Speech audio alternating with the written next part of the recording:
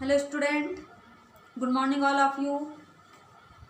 हम आज जो है पद्य यानी अब आपका हिंदी मीडियम के जैसे गद्य और पद्य में पाठ जो है बढ़ गए। तो हमने पहला पाठ क्या पढ़ा था, दुख का अधिकार, जो कि एक कहानी थी और यशपाल जी के द्वारा लिखी गई थी। अब हम पद्य के अंतर्गत पहली कविता पढ़ेंगे, जो कि क्या नाम है उसका, रैदास के पद और रैदास जी द्वारा रचित है। तो उससे पहले हम हमारे कुछ क्वेश्चन जो है फर्स्ट चैप्टर के छूट गए थे, वो आप लोग करेंगे। सबसे पहला क्वेश्चन था इसमें, भाषा अध्ययन के अंतर्गत निम्नलिखित के सब समूह को पढ़ो और समझो। तो हमको ये वाला क्वेश्चन नहीं करना है, इसको छोड़ देना। सेकंड क्वेश्चन में आ जाइए, ईमान का लिखेंगे पर्यायवाची शब्द। नियत, बदन, बदन मतलब शरीर, देह। उसके बाद अंदाजा, अंदाजा का अनुमान। बेचैनी, बेचैनी का व्याकुलता, गम का दुख, है ना। ये आपको बुक में ही भरना है। अगला है दर्जा, दर्जा का श्रेणी, कक्षा, स्तर।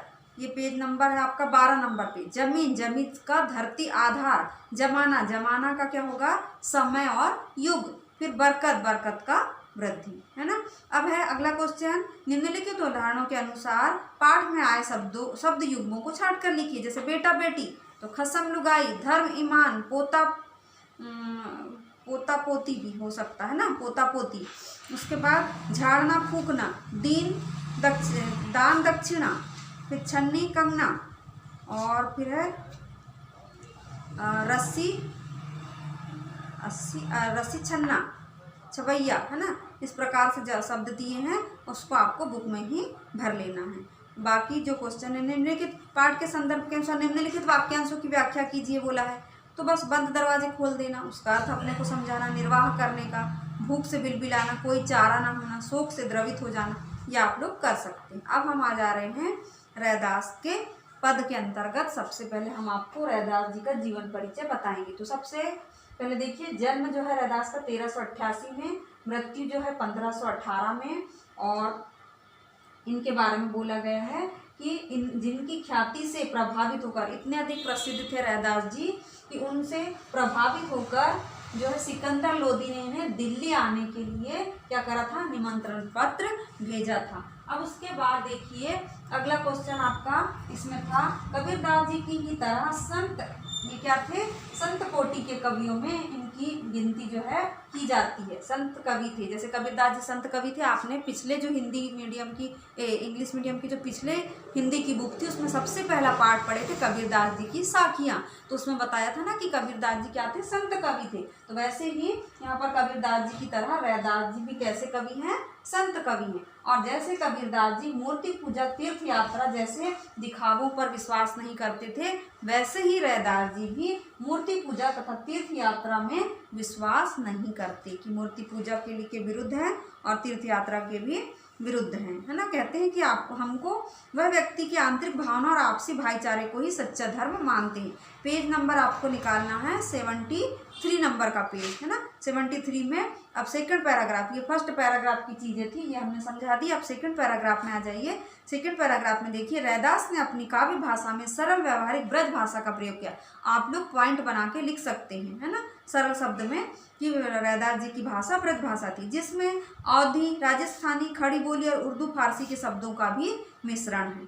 फिर अगला, रैदास को उपमा और रूपक अलंकार विशेष प्रिय है। कौन कौन से अलंकार, उपमा और रूपक अलंकार अधिक प्रिय है। सीधे साधे पदों में संत कवि ने हृदय के भाव बड़ी सफलता से प्रकट किए। इनका आत्मनिवेदन, दैन्य भाव और सहज भक्ति पाठक के हृदय को उद्वेलित करते हैं। रैदास का 40 पद सिखों के पवित्र धर्म ग्रंथ गुरु ग्रंथ साहब में सम्मिलित है ना। ये ऐसे अपने को छाट छाट के लिखना है, पूरा पूरा नहीं लिखना है। अब तीसरे पद में आ जाइए पैराग्राफ में। यहाँ रैदास के 2 पद लिए गए हैं, है ना।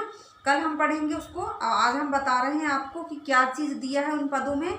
ये जो 73 नंबर का पेज है, ये 47, इसमें देखो ये जो पद दिए हैं 2 पद, उसमें आपको कल हम आपको समझाएंगे। तो सबसे पहले बोला है कि जो 2 पद लिए गए हैं, पहला पद, प्रभु जी तुम चंदन हम पानी, में कवि अपने आराध्य को याद करते हुए उनसे अपनी तुलना करते हैं, है ना।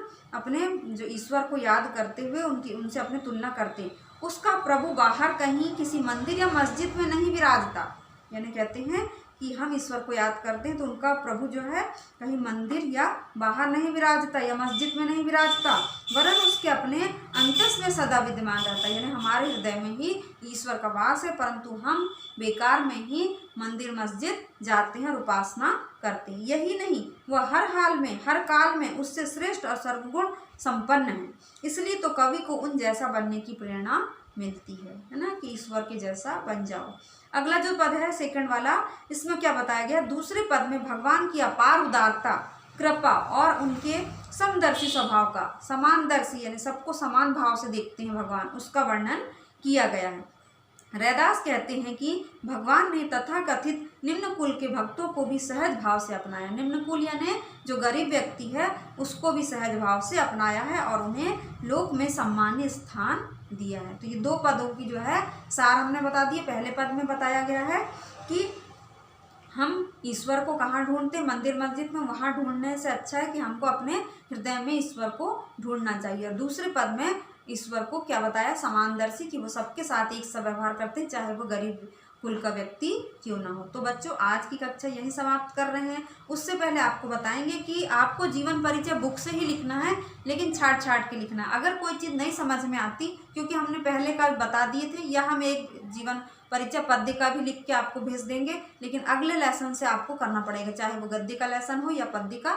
जीवन परिचय आपको सामने जिसमें कि क्वेश्चन आते हैं, जिससे कि क्वेश्चन आते हैं, तो उसको आपको टू दी पॉइंट जैसे हमने बताती है यहाँ पर लिख के, वैसे ही आपको लिखना है कॉपी में। सबसे पहले जीवन परिचय, उसके बाद पद्यांशों की व्याख्या। तो आज की कक्षा यही समाप्त होती है। और बच्चों जो पुराना होमवर्क है वो भी आपने सेंड नहीं करे हैं, तो उसको भी आपको सेंड करना पड़ेगा। धन्यवाद। कक्षा यही समाप्त होती है।